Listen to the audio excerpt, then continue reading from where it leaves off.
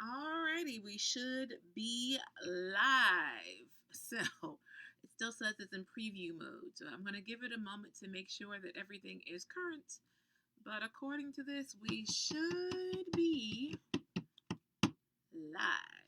So, hello. This is Shirley Crawford over here at the Women's Business Center. We've decided every Thursday at 1 o'clock to come live for you and to share different tools and items that you can utilize as an entrepreneur, small business owner, even just in other aspects of your life with regards to working remotely as an employee. I'm just going to confirm that everything is working well. So, giving you a moment for those of you who are desiring to join us live. Um, Interesting. And so, yeah. So, giving you just a few moments to come on board and join the train. And in the meantime, I'm just going to make sure that everything is lovely. Yep. So, we are live indeed. So, just wanted to make sure. So, hello.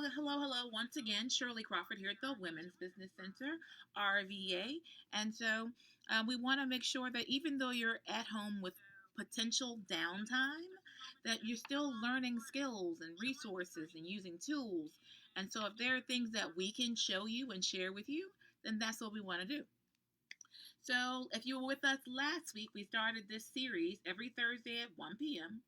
So glad if you can join us every Thursday at 1 p.m. until this epidemic is over, or potentially longer, depending on how this works.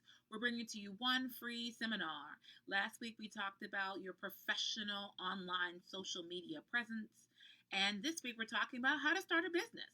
And so, isn't that what we're all about here? All about helping you start your businesses. And so, I'm going to get the ball rolling. If you have questions, now, my viewing of these questions right now is a little skewed, so you can type away and hopefully I'll be able to see them in a little bit. Alrighty then, so let's get started. First things first.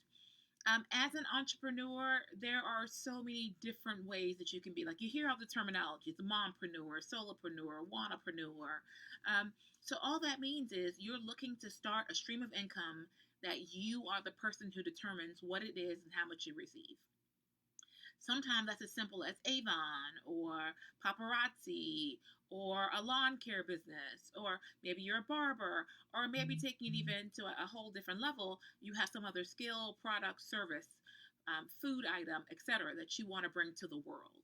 And that's always lovely, but it's challenging. There are legal parts to what has to be done.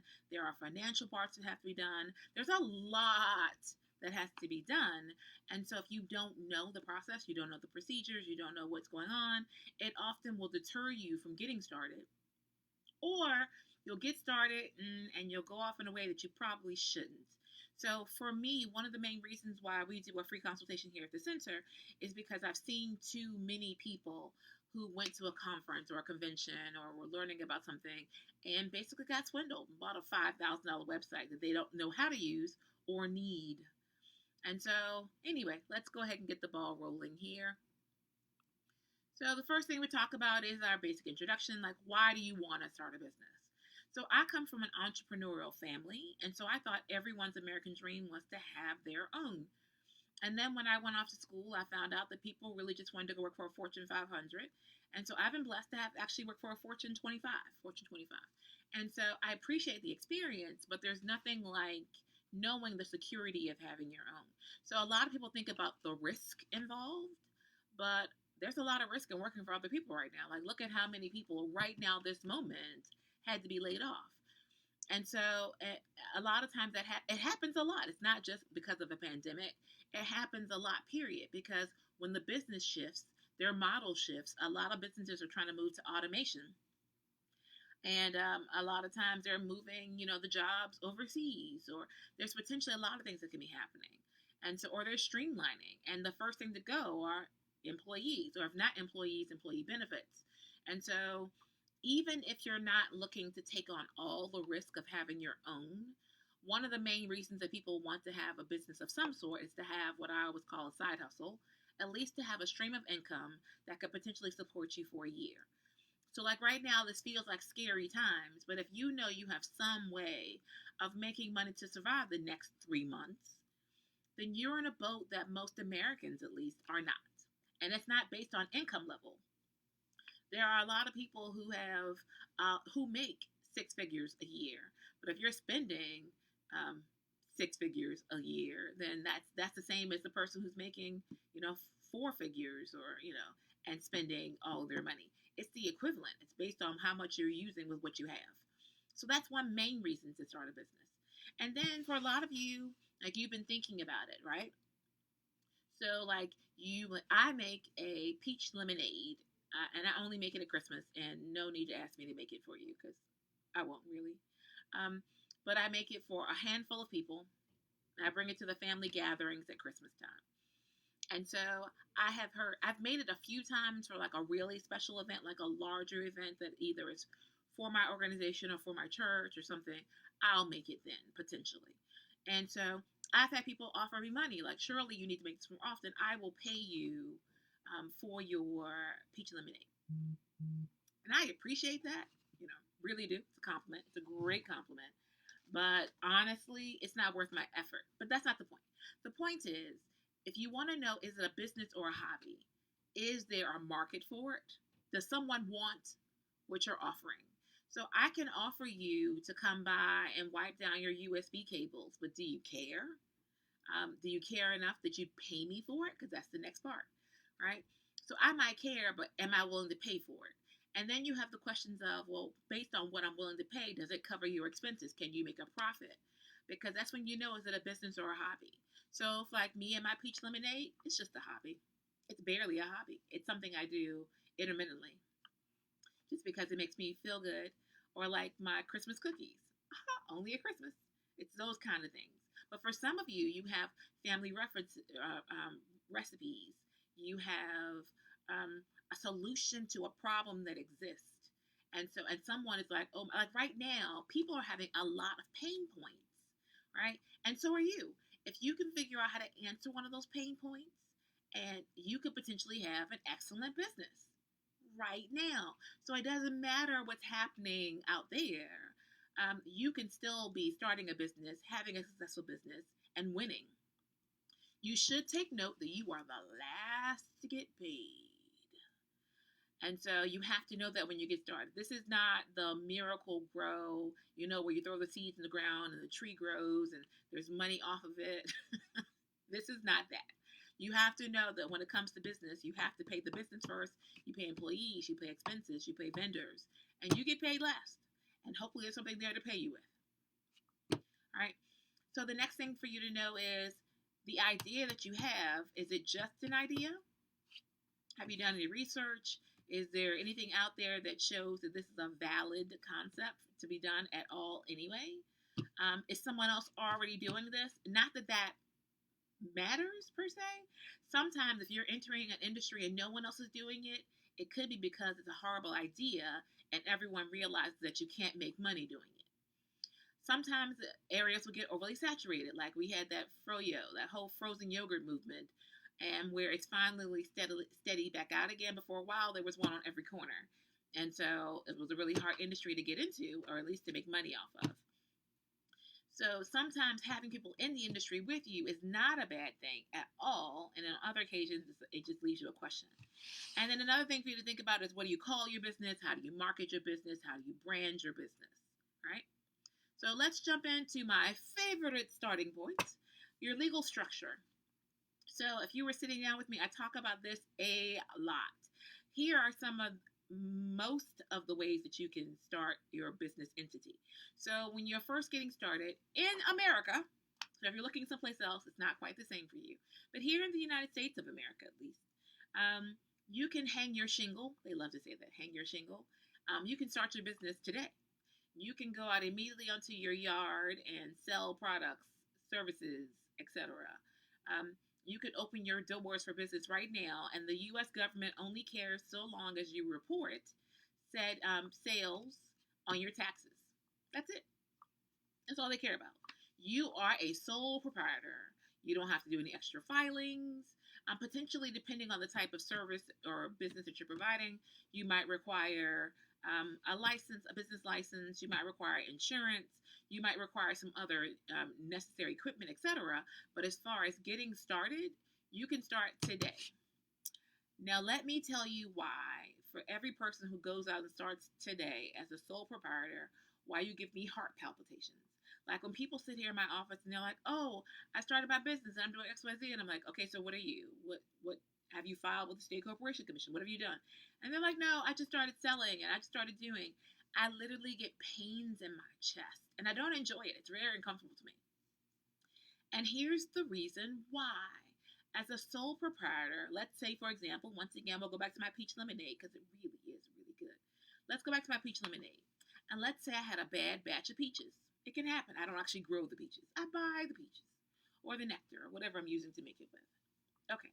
And so let's just say wherever I bought it from, they laced their plastic bags that you normally put your fruit in. And somehow or another, there's arsenic or there's something on the plastic bags that got into the peaches. And so now anyone who drank the lemonade has gotten sick. God forbid someone died. And so anyone who had that batch can sue me. I like for those words to sink in. Anyone who had that product can now sue me. And we live in a society where litigation is the norm. People love to sue. They'll sue you for blinking at them wrong. I mean, for real. People love to sue. And so as a sole proprietor, anything and everything I own is up for grabs. So if you sue me over this bad batch of tea, you can go after my home, my car, my future income, my equity, anything that I own is now on the table, and you can sue me and receive any of my assets. And even into the future. So it's not enough, like these days, it's not enough to say it's until I die. Nope, not at all. That debt can be carried over to your children and sometimes your children's children. So like talk about a legacy, you know? But there's an easy way to deal with that. There really is. You can simply file for a limited liability corporation or you can file for any of the others. Any other legal structure will take care of it. So, and here's the thing. When you're looking at the different types of entities, and they're all called business entities. When you're looking at the different types of entities that are available, the thing for you to know is they're all about litigation or taxation. That's it. Each one is different based off of litigation and taxation. And so they make it sound complicated with your LLC, which is your limited liability corporation, your S Corp, your C Corp, your B Corp, your partnerships, etc. And there are all these other like variations of a theme, but they're all around these. And it makes it sound like, oh my God, there's so much to this. There's not really. And so your limited liability means just that. There's a limit to what you can be sued for. Is it sad that you have to have a business structure around that? I don't know, but it is what it is. All business entities, business structures are set around, like I said, litigation, right? What can you be sued for? Or taxation. How do you want your taxes filed? Right? Every single one of them. That's the gist. So for your LLC, which is the entry point that many take on, and some people are LLCs for the entire time that they have a business. The LLC means just that if someone sues you, they can only go after your company assets. So like, this is my laptop. I love her. She's actually, I'm trying to remember for this one. She is a personal expense that I use in business. I have another one that's actually a business expense. Like I bought it for the company with the company dollars. And you have to distinguish that, right? Because if it's company owned, then it's taxed as part of the company. But also, if you sued me, which don't you do it, you have no reason to do so. If you did, you could go after anything that I claim for the business. So my car, I love to talk about cars in particular.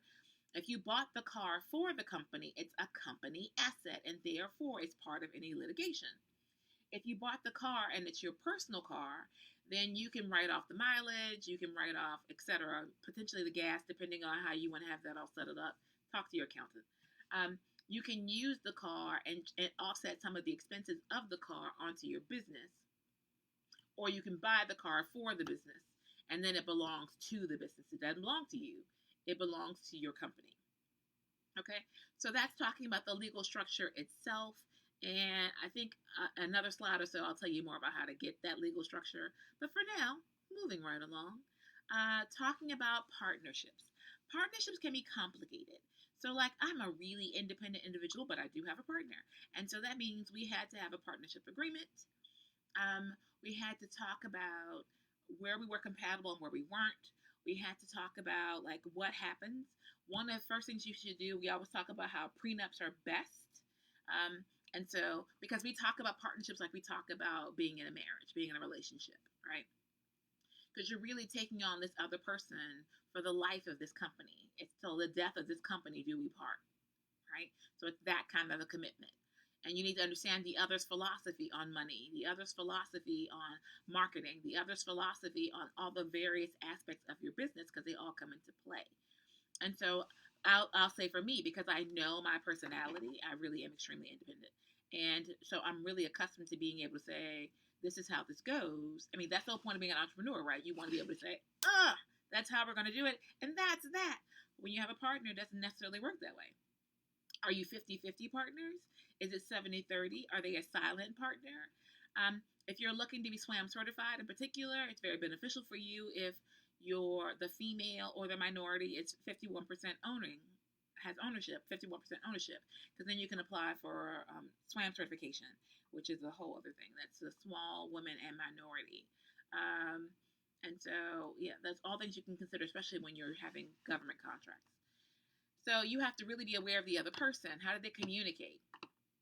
And when you first get started, it's like a sweet little honeymoon, right? Like, oh, I love you so much. You're so wonderful. I'm so glad you believed in us and all that we could do together. And aren't we amazing? And all that good stuff. And then you get to the, what do you mean you don't like this picture? That's one of our discussions here. There's a picture on the wall right over there. Not in my office, but right near my office. And I hate it with all of my heart. But according to our partnership structure, I don't get a say-so on like the decorations around here. I can talk about it, but that's not my area. So that's what you have to figure out.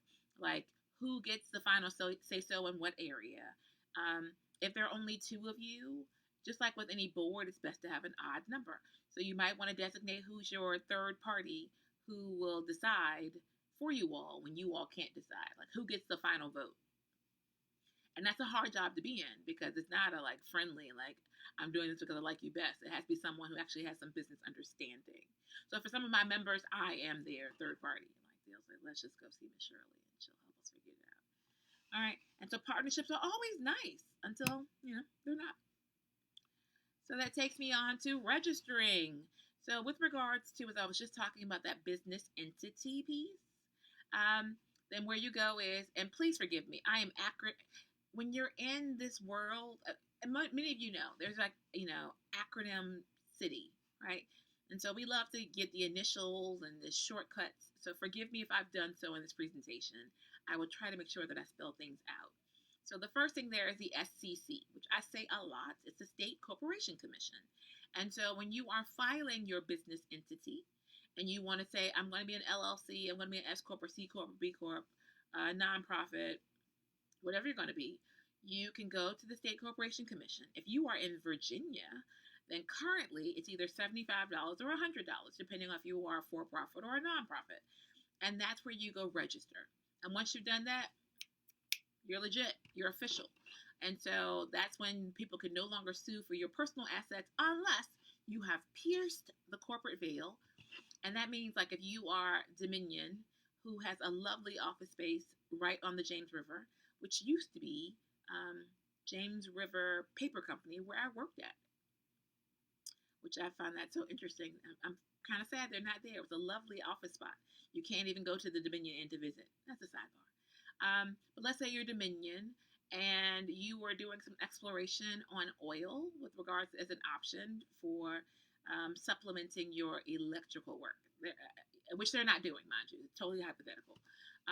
And so let's say that oil, that they were trying to dispose of it and they knew it would cost them like several $1,000s, which is not a lot, but it was going to cost a lot of money to dispose of. And so they said, what's the harm? We'll just dump it in the river. No one will know.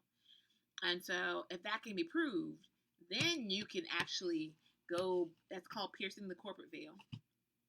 you can now go after personal assets because that was blatant, intentional, negligent, reckless, and really wrong. All right. And so then after the State Corporation Commission, there's federal filing. That's when you get like your EIN, your employee ID number. And the thing to know, which is hilarious, just a little bit hilarious, is that your EIN is kind of like the social security number for your business. And the same way we don't use our social security numbers the way that we're supposed to, your social security number was created for you to access your social security fund. That's it. It was not meant to be your ID. It was not meant to be on every document that you have. It wasn't meant to be on your Medicaid card and your driver's license. And it wasn't meant for that.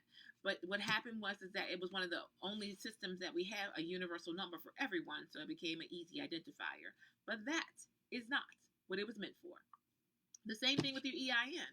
The EIN is only meant to identify for individuals who have employees. So that when you file your taxes, that's it. But your EIN, just like your SSN, is used for everything. If you want to create a bank account, to pay your taxes, that they identify you by your EIN. It's free to get. It's no big deal. But you just go register online. And so then, depending on your business, will determine where you need to register.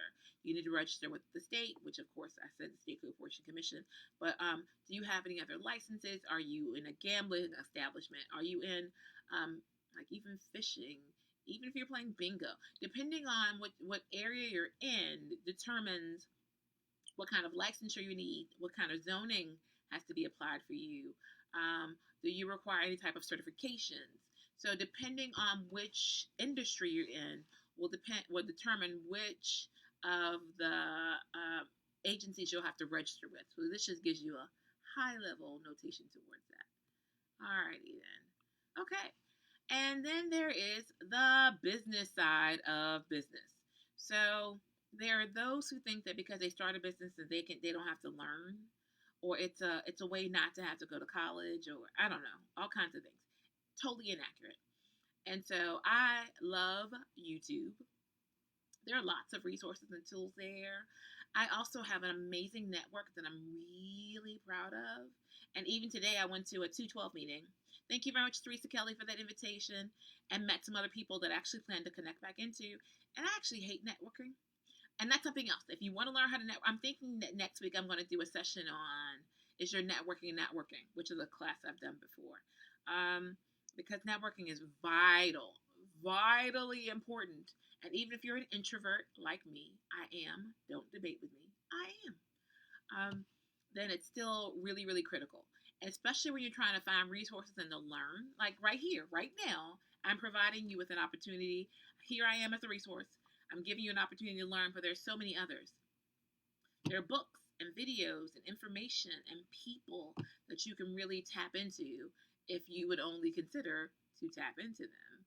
And so a lot of people don't give it a thought.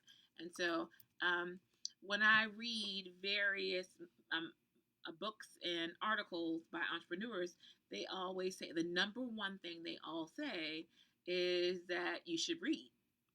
They talk about biographies in particular, but the gist still is they're just like, you should read.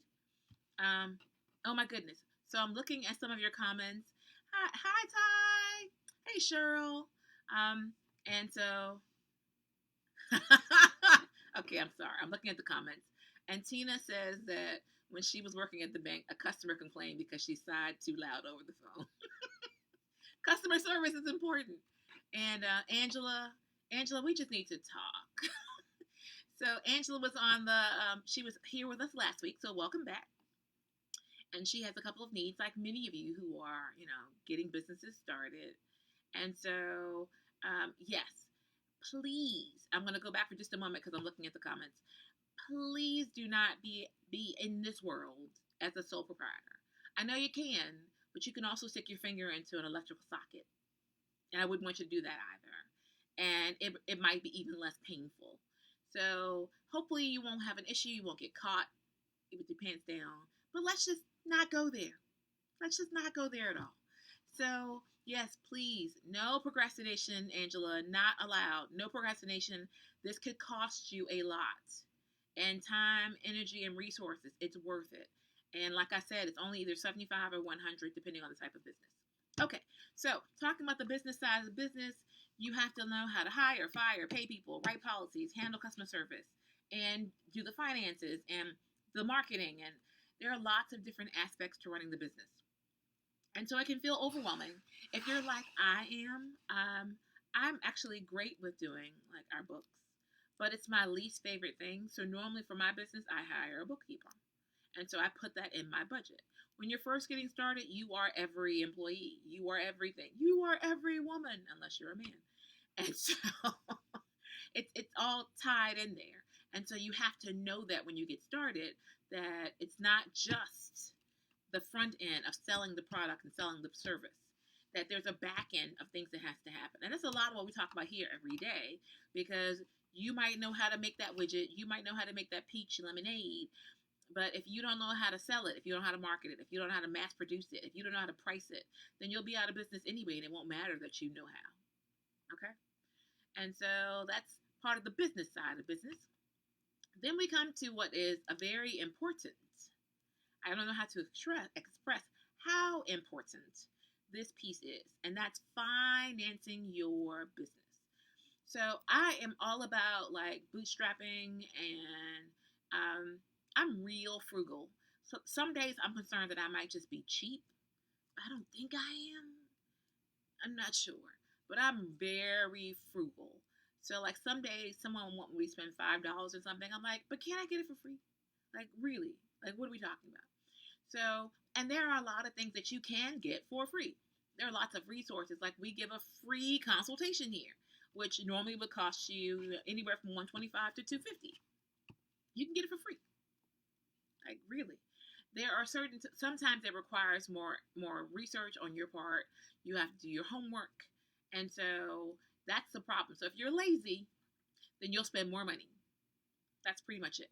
But then also you need to sit down and figure out what does it take to make your business run. So if you're thinking you want to buy a house and flip it, right? Then you need to have the money to buy the house. If it's your money or someone else's money, you still need the money, right? How much money does it take for you to get started? And when you're thinking about that, don't forget, especially if you've been an employee for a long time, you forget that pens don't just magically appear in a closet that you open up and they show up there. No. Like we had a whole week where I was just like, do we have any paper? Is it hidden someplace? Do I need to go buy paper? That's the kind of thing that you have to be responsible for, right? And when you're thinking about what you're spending your money on, remember pens, papers, paper clips, hand sanitizer. Right now we're heavy on the disinfectant spray and wipes and all kinds of things. How much money do you need for all that? Like there should be a budget for your business. And then the question becomes like, how is your credit? And so a lot of us have credit issues. It's just the fact, especially here in the U.S. And we haven't even given a thought to like, what does that look like? What does that mean? Because when you start your business, your credit is your business credit. If you have bad credit, your business has bad credit. Because when you get started, they don't have anything to base that off of. So you'll apply in your business's name, but they'll still want you as the guarantor of any dollars for your business. So you have to know what your credit look like. And so if it's really, really, really horrible, then you might want to consider how much money do you have in checking and savings? Do you have in a 401? How much money do you have in some other policy, someplace else that you can borrow from yourself? I don't necessarily recommend getting like a second mortgage, although I've seen many persons do it, and I've seen results go both ways. Where people have crashed and burned and ended up in divorce, and others who took a risk and it paid out for them. I don't know that you have to be that risky. It just depends, right? If you're going into a high industry level where it's going to take you a lot for your point of entry, your point of access, it comes at a high dollar, then maybe you should consider something that has a lower threshold, make some money, take that money, and then invest it into the industry that requires more money. Another question you should ask yourself, can you afford to go without a paycheck until the business starts making enough money to pay you? This is vitally important because when you get started, if you made $5, you can't go spend $5, right? That's not how it works. That $5 more than likely should be either in percentages reapplied to the business, or the whole thing might need to be reapplied to the business, right? So you need to be thinking, how much money do I have saved up? Can I afford to do this? So if if it takes 3 years for the business to really boom and take off, for me to be able to have a steady salary, then can I go that long? Do I need to have another? Like I am the side hustle queen. I kid you not. I have a multiplicity of them. So when things get tight, I'm constantly going, okay, what am I going to do next? So like right now, I don't talk about them very much because I only use them when I need them. So like my go-to is whenever things are getting like right now, I'm getting ready for my 50th birthday, and so I need money for trips. And so with that in mind, I'm already going in my budget. I need, I don't know, a few $1,000s to do my birthday right, and it wasn't in my like budget because I wasn't planning it properly. I just wasn't. And so now that I'm thinking about it, I have to think, okay, so what are my side hustles that I can be utilizing? I often go back to doing websites. I used to do social media. I have a travel business. I used to do paparazzi. I'm not doing it right now, but I'm considering going back and doing it. It was a pretty good gig. I have another business I'm thinking about that I'm not discussing until I actually see whether or not I'm going to do it. And so, like, I'm constantly thinking, like, what are the other things that I can be doing to bring in income while business is settling in, right? So, like, right now at the center, things are well, but we deal with other entrepreneurs, and that this is a tricky time. So it's always good to know what else you need to have involved so that you can survive, right? Always consider that. And so even for those of you who planned well, who could have planned for coronavirus? Who could have planned for the fact that the government was going to tell you to shut down your business, even though you were doing well? And how will you recover? And how much time will that take for you to recover? So even though you couldn't have planned for this specifically, for your business, you should always be planning for that downtime, just in case. Like I always say, you should have a 3 month, actually 6 months is my preferred, a 6 month fund that you can survive on, period. Okay. And so then, have you considered all that it takes to start a business? Like, have you really thought about what are the aspects that are involved? What happens with that? Is it something where you have to do immediately? Can you keep the job you have and start it? Or is it, I can't take anymore and I have to just get started? You have to figure out what does it take and how long will it take for you to make a profit. You have to market. You could have the best peanut butter in the world. Like I'm really on almond butter right now. You could have the best almond butter in the world, but people have to know that you exist, and you have to deal with all of it takes. There's labeling that has to happen. Like right now, how are you selling it? If you're not selling out of the store, who wants to meet you on the side corner and buy almond butter? That sounds like a drug deal gone bad. Come on over, I got that stuff. So I'm just saying, you have to think about what does it take to get the business started. And then another piece that I like to mention is that there's a difference between your cash flow and like your profit and loss statement, right? And so what happens is I always tell new clients to do a cash flow projection versus a profit and loss statement. So, or even with your budget. So profit and loss, let's say you have a contract with, I'm not going to pick on the government. Let's say you have a contract with a Fortune 500 company, right? And having worked for one, actually I've worked for a couple, they have a different way of sometimes paying their bills. That's just the truth. So they make more money in interest on their monies that they have invested every day than what it costs them to pay you on time. So, like, I actually work for a company that they literally paid their vendors once or twice, 3 to 4 times a year, period. So you can send in your invoice and you can say, hey, if you don't pay this on time, there's this much of a penalty, there's this much of a fee, and but your $12, $30, it just doesn't compare to what they're making in interest, because the more money you have available in your cash investment tools, the more interest you make. And so they literally will pay you, and I mean literally, like, and like maybe once a quarter. And the once a quarter is when they reconcile all the bills and make their payments. Which, if you're a larger company and you're used to it, you're like, well, I know it's coming. And maybe you can have someone give you a loan, an invoice loan, where they pay you money saying, hey, this is an agency I know it's going to pay you in the end, so we'll give you a loan on that. But what about the rest of you?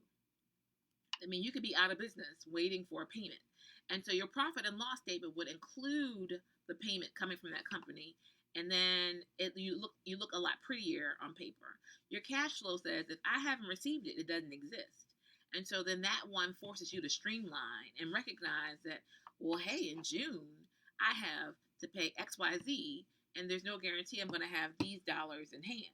So that's a big difference. So that's why I am pro cash flow, profit and loss. But I appreciate all of the figures in general. All right. I am actually soon coming to a close. Like that time efficiency. I'm not there yet. So one of the things that you can appreciate and that are very helpful is to have mentors. It's not enough to ask, Uncle Jojo or cousin Samantha about, well, what do you think I should be doing with my business and how do you think I'm doing? You can ask them a lot of questions about, as a client, if they are your target market, then how do you like this product? Do you like this labeling? What does it say to you? Do you like these colors? But they don't know what it means for your ROI, right? They don't understand your return on investment, by the way. They don't understand that. They don't understand the new EFMLA, right? They don't understand any of those things with regard to your human resources. They don't know that information, and all they can do is guess right along with you. So find the right people to support you. Some of them will be paid, some will be free, but the point is, it saves you so much heartache in the end and a whole lot of money if you get the right people giving you the assistance from the beginning or as soon as possible. And some of them, once again, are free, some are paid. So like SCORE, which is an amazing organization, although I do say sometimes it depends on who you get. So they are retired executives, and so sometimes you'll get a curmudgeon, and sometimes you'll get someone who's extremely friendly, but the most important part is, do they know their stuff? And I have yet to meet one who didn't know their stuff. So this is one of those times where ignore personality if you get someone whose personality you don't like. The thing is, they've done this job before. They know the information and they can help you. And most of the time, they're free. So that's a great resource. Small Business Administration, who actually has a lovely resource. It's over there. You can't see it right there. For a guide for services and things that you can receive. And they have other things that you can utilize and information. And then like the Small Business Supplier Diversity, which has gone through a few name changes. But that's where you're going to go. In particular, if you want to learn about how to be SWAM certified, small women and minority. They teach you about EVA, how to do business with the state. And then PTAC helps you do how to do business with the federal government. So there are lots of resources available to you. And a lot of them are in a book and information and videos, and they're everywhere. And then there's right here. So right here at the Women's Business Center, we offer a free consult one time only. Okay, I don't know why I had to sing that. One free consultation for anyone, woman, man, or child. If there's a youth who has a business idea and they want to come in and talk about it, you can schedule one of those. You can just email me at Shirley, SHIRLEY, at WBCRVA, Women's Business Center RVA, .com, and email me your email address and I'll send you the link to the scheduler and you can book a time. And right now, we discourage people coming into the office. We just discourage that. But we can do a phone call, a Zoom, a hangout. I am tech savvy, so we can take your pick. We can make it happen. That's not really a problem. And that's free. It's another resource too. And it really is free. It's not a sales pitch. It's really, so the way we even came about doing that is, I've been doing small business consulting for, I think over 20 years is accurate now. And so I always tell them my story that I've met a lot of people over these years. And it used to be that people would send people to me when they were in the middle of the crisis. And so, like, they'd call me when they've already filed bankruptcy. They're already shuttering their windows and closing their doors. And they come to me when they've waited too late. And all I can do is, cry with them, which, I don't cry that much. But all I can do is be sad with them and say, when you're ready to start again, come see me and let's talk about it from scratch. Because sometimes a simple conversation of, is this a good idea or not, is a really big conversation. And people don't always walk out of my office liking me. They don't always love me. But I know that whatever I shared was true and accurate. And that's all that I can do. All right. And so, a quick note.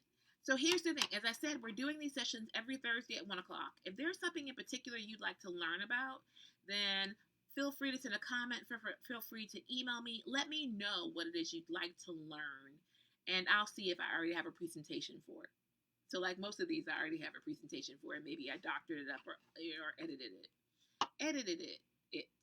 Like, why not? Why not say that word? And so something in particular for you to know is I do a business plan series. I don't mind talking about it, the overview of it, but the in-depth one is a paid class. It's really like, I'm sorry, somebody just put up like a angry face. I'm like, why are they angry? I don't know. All right, but the business plan. The question a lot of people are asking: do you write a business plan? My answer is always yes. If you do not want to expend the energy, you should at least do a business canvas model, because you'll answer the same questions, but it's a one-sheeter.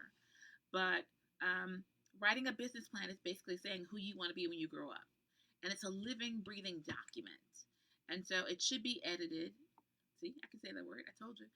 It should be looked at least once a quarter. It makes sure that you've actually taken the time to figure out who's in the market, who's your target market, who are you looking to reach, why are you different. So, and a whole lot more, like how are you going to make money. It amazes me, which is like my number one, going back to many slides ago, it amazes me when people can't say how their business is going to make money. Like, I'm going to do this, I'm going to do that. Okay, well, how do you make money? And they don't have an answer for that. Well, writing a business plan makes you think about it, like, how am I going to make money? How is this transferable to money? Right? So I mentioned about the cash flow earlier, and actually this is where I kind of conclude. For those of you who were with me last week when I taught the session on It's Not Personal, It's Business, and we talked about professional social media presence, I actually wrote a book. I have an ebook. It's posted on Amazon. Feel free to go pick that up. And would love it if you would share your feedback there. And I'm excited about that. Yay! Okay. Plus, I've had the book written for forever. I just finally published it. And so at this point, if you have any questions, I'll give you a few minutes to post them in the comments. There is a lag on whenever you're doing live. From live to you all, there's a slight lag. So I'm going to give you a few minutes to think about whether or not you have any questions. And I'm going to hang out here for just a moment. So if you have any questions, feel free to type them in. And I'll try to get them answered. Also, if there's something in particular you'd like me to do next week, then let me know that as well. And then I'm also sharing here now. Here are the ways to connect with me. And so to connect with me in the center, my emails I've already mentioned is shirley@wbcrva.com. The website here for the center is wbcrva.com. If you want to like us on Facebook or on Twitter or on Instagram, we have the same handle on everything, and that's at WBCRVA. If you want to follow me individually, you should follow the center and me. Of course you should. You're welcome, Tina. Then to follow me on Facebook and Twitter, I'm Shirley E. Crawford. And then on Instagram, I'm Shirley.Crawford. So that is where you will find me. And if you have any other additional questions, please feel free to let me know. And I'm hanging out just to see. I'm going to hang out for a few more minutes and see if you have any questions. And I'm really looking at the fact that the feed is delayed. So I'm finished, really, and you all are still a few slides behind. There you are. I think you're almost caught up to me now. So if you have any questions at all, feel free to type them in. I'll give you a few minutes. But if not, I will prepare to sign off. You're welcome, Ty. Glad you could check in.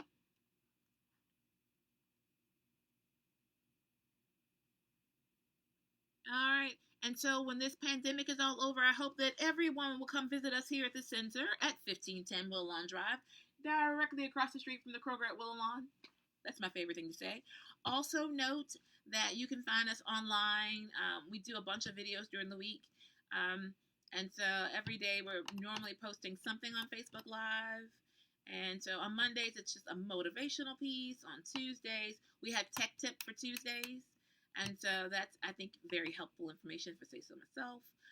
Wednesdays, there's our newsletter. If you're not receiving our newsletter, then feel free to email me with your email address and we'll add you to our distribution list. Thursdays, we have HR Thursdays. Fridays we have a different series that happens with different tools with Ty and different talks with regards to a bunch of different things actually. So there's always something happening over here. On Sundays at present, I also do Work Hardaholics. And so you can find that as well. So we're constantly putting the information out. So hopefully it's very helpful to you all. All right. So I'm going to assume at this point, I think we're all caught up, kind of. But you're past the questions point. So if you have any additional questions, feel free to drop them down and I will check them out later. In the meantime, stay sane, stay safe and sound.